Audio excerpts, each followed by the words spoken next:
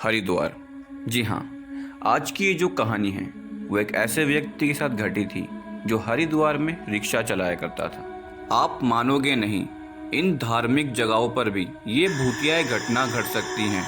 तो एक बार फिर से लेकर आया हूँ आपके लिए एक सच्ची कहानी जो अनसुनी है। तो कहानी की शुरुआत होती है धर्मदेव नाम के एक व्यक्ति से।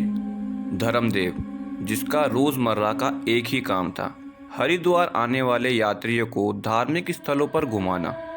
फिर एक दिन कुछ ऐसा हुआ जो उसने कभी न सोचा था। उस दिन कुछ ज़्यादा ही देर हो गई थी धर्मदेव को अपने घर लौटने में। रात के करीब 12 से 12:30 का टाइम हो चुका था। धर्मदेव अपने घर जा ही रहा होता है, तभी अचानक उसके सामने एक औरत आ जाती है जो कि पुराने लिबास में काले कपड़े पहने हुए थी।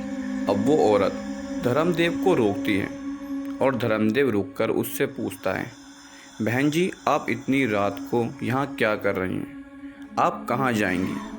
वो उससे कुछ नहीं बोलती और जाकर उसके रिक्शे में बैठ जाती है और उसे अपने हाथ के इशारे से आगे चलने को कहती है। धर्मदेव को थोड़ा अजीब तो लगा ही होगा, क्योंकि बिना कुछ बोले वो औरत उसके रिक्शे में आकर चुपचाप बैठ जाती है। मगर धर्मदेव बिना कुछ सोचे समझे उस औरत की दिखाए हुए रास्ते की तरफ आगे बढ़ने लगता है। और जब जब धर्मदेव उस औरत से पूछता है कि बहन जी, आप मुझे बताइए कि आपको कहाँ जाना है, वो औरत बिना कुछ उससे कहे वही अपने हाथ का इशारा करके उसे आगे चलने को मजबूर करती है। उस दिन उस डरावनी रात में उस वीरान रास्ते पर धर्मदेव आगे बढ़ता जा रहा था, मानो वो रास्ता खत्म होने का नाम न ले रहा हो। कुछ देर बाद धर्मदेव उस औरत से फिर वही सवाल करता है कि बहन जी, आप कहाँ जाएंगी? क्योंकि जिस रास्ते पर धर्मदेव आगे बढ़ रहा था उस रास्ते पर आगे सिवाय जंगलों के और कुछ नहीं दिखाई दे रहा था।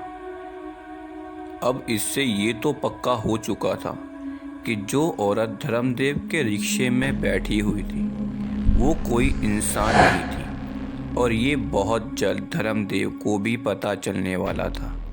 आपने ये तो सुना होगा कि ये जो भूत प्रेत होते हैं, इनका असली रूप शीशे में या किसी परछाई के द्वारा देखा जा सकता है। और जब कुछ देर बाद रिक्शे की परछाई धर्मदेव को सड़क पर दिखाई देती है तो उसके होश उड़ जाते हैं, क्योंकि रिक्शे में उसके पीछे कोई औरत एक चुड़ैल बैठी हुई थी।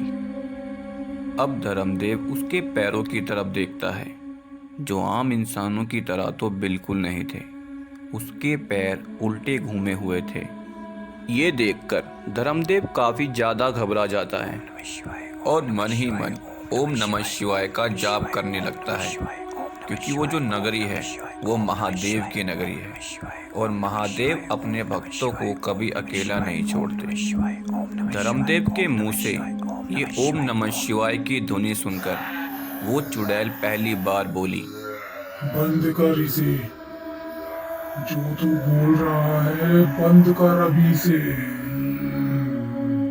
मगर धर्मदेव बिना कुछ उसकी सुने ओम नमः शिवाय का जाप जारी रखता है और अब वो चुड़ैल और गुस्से में आ रही थी।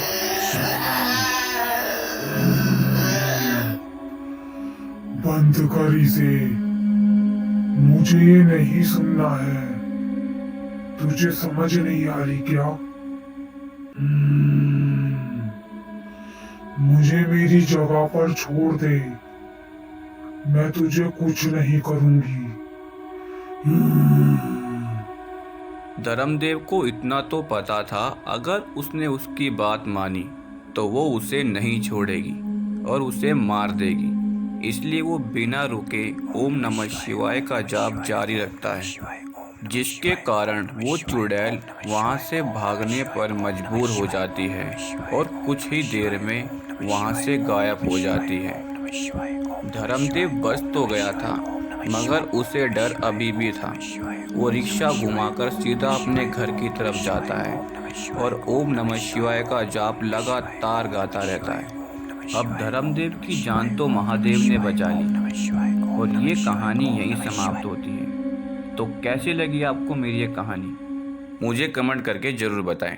आप लोग मुझे कमेंट ही नहीं करते हो तो मुझे कैसे पता लगेगा कि आपको मेरी ये वीडियोस कैसी लगती हैं। तो प्लीज़ कमेंट किया कीजिए और वीडियो को ज़्यादा से ज़्यादा लाइक कीजिए।